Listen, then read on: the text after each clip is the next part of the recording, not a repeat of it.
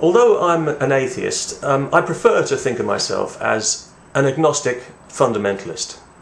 In other words, I don't know. I don't think anyone else knows either, and anyone who disagrees with me is a filthy infidel swine. I'm sorry about that last bit, but apparently those are the rules. Now, of course, it's fun to speculate, and it's been human nature ever since the first caveman watched an eagle soaring above the clouds and thought to himself, I wonder what that tastes like. That might be nice with potatoes and gravy. We've always speculated about what might lie beyond the stars, an activity not unlike theology, only without all the cast iron certainties. And it's fun to speculate about the big questions like the meaning of life, because you never know, somebody might actually come up with the answer. So far, nobody has, which would explain why there are so many expert opinions on the subject. But there's just something about human beings when it comes to the unknown, that we don't seem able to just wonder about something and speculate creatively, maybe have a bit of fun with it. No, not us. Instead, we like to decide beyond all possible doubt, without a single shred of evidence. We prefer to nail our colours to the mast before we even know if there's a ship attached to it, and often we'll defend that position to the death. Now, if that doesn't qualify as serious mental illness, I would love to be briefed on what exactly does qualify, and why. It's unfortunate that many people on this planet seem to believe the very first thing they're told, and stick with it for the rest of their life. Not only does it remain unexamined, but any attempt to challenge it is taken as a grievous insult. Clearly, those early few months and years of life are a very sensitive time, and whatever ideas are imprinted into the soft putty of the unformed mind at that stage stay there pretty much forever.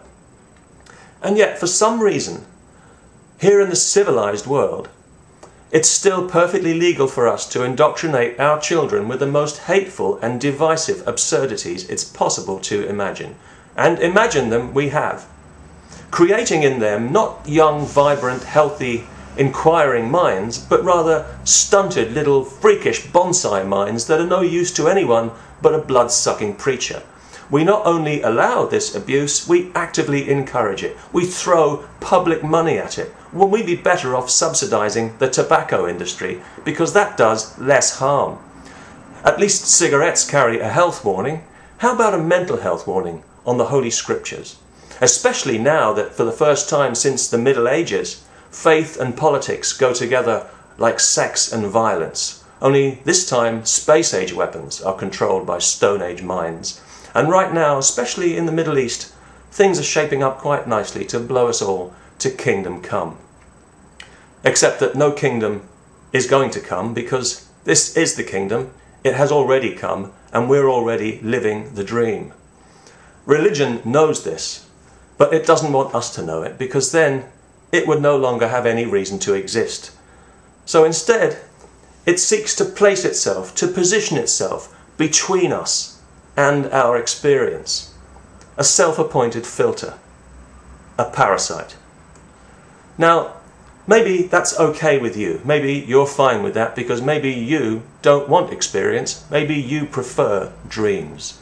Maybe you want your head to go to that special place where God wreaks vengeance on anyone whose lifestyle you don't personally happen to approve of, and where Jesus strokes you like a puppy dog.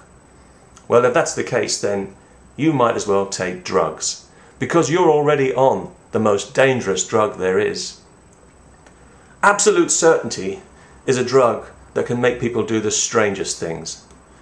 It's the devil's drug. And you don't want to be around anyone who's on that stuff, because they're no longer in control. You can see it in their eyes. The drug is controlling them, so that suddenly no action is too callous or too spiteful or too cruel to be justified. And if you get hooked on it, and if you keep taking it, you too could wake up one day so full of righteousness that suddenly the only thing that makes sense to you anymore is somebody else's death. And you'll realize that your mind is no longer your best friend.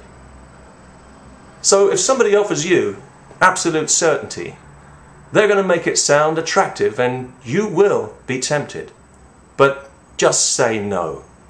Your mind, and your children's minds, will thank you for it. And that really is an absolute certainty. Peace.